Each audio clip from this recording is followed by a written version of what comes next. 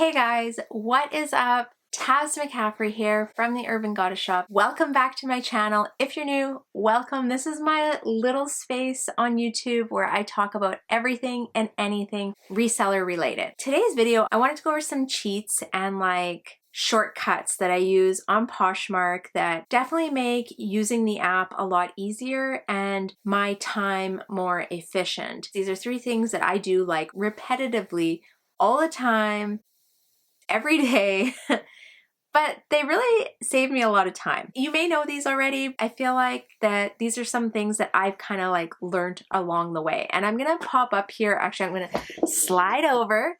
I'm gonna pop up here a screen share as I'm going through them. The first thing I wanted to talk about was keyboard shortcuts. I've talked about this in other videos, but I really haven't shown you how to do it. All right, let's go over this. So you wanna click on the settings in your phone, and this only works, I guess, if you have an iPhone. I'm sure if you Googled how to do it, if you have an Android, there'll be a ton of videos how to do it. If you have an iPhone, you wanna go into General, then you wanna go to your keyboard, and you're gonna click on text replacement. I have a ton of them in here depending, but here's just an example. It's my Heya one. I have a shortcut. It says Heya, and when I type Heya into my phone, it automatically shows up. I'm gonna actually do it really quickly. So here's someone who's liked an item. I'm gonna pop into their bundle, create a bundle, toss the item in there.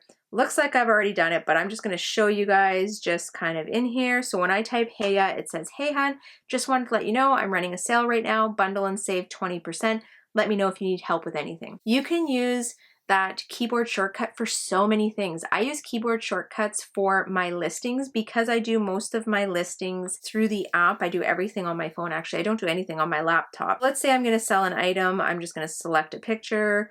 Let's just add that for right now. Yep. Oh my gosh, I forgot there's so many options. Okay, I'm just gonna go to description. When I list jeans or pants, all I type is WF, which for me is waist flat, and I hit space. What pops up is waist flat, front rise inseam. Be sure to double check your measurements. Message me if you have any questions. Waist flat will say is 15 inches, whatever I measure, hit enter. My front rise will say is 12 inches.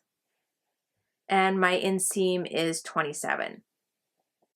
That's how it turns out. And I would have my description obviously in the top, right, where I have the item, you know, the material is stretch, blah, blah, blah, anything I want to say about the item. When it comes to my measurements, I have that as a keyboard shortcut.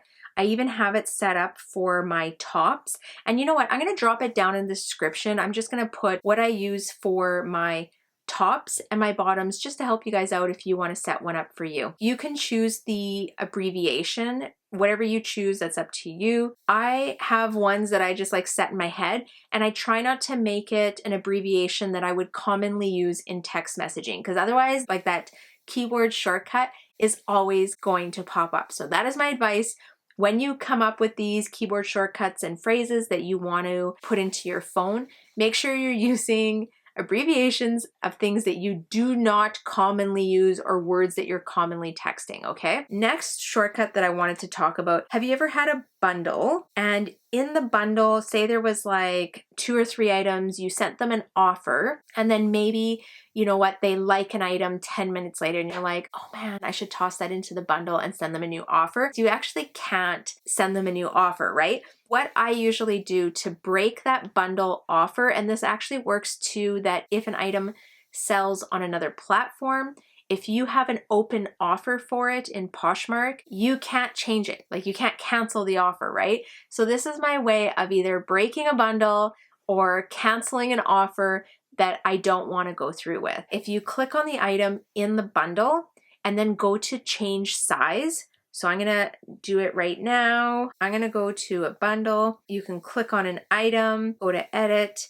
and then I usually just change the size. So if it was, say, a size 8, I'll change it to a size 10, and then I'll hit save. I'll back out, you'll have to back all the way out to your regular closet, and then make sure you refresh your screen, and then go back into the item and change it back to whatever size it's supposed to be. When you do that, it will actually cancel the bundle, because basically you've changed the listing. The person wanted the item in a size 8.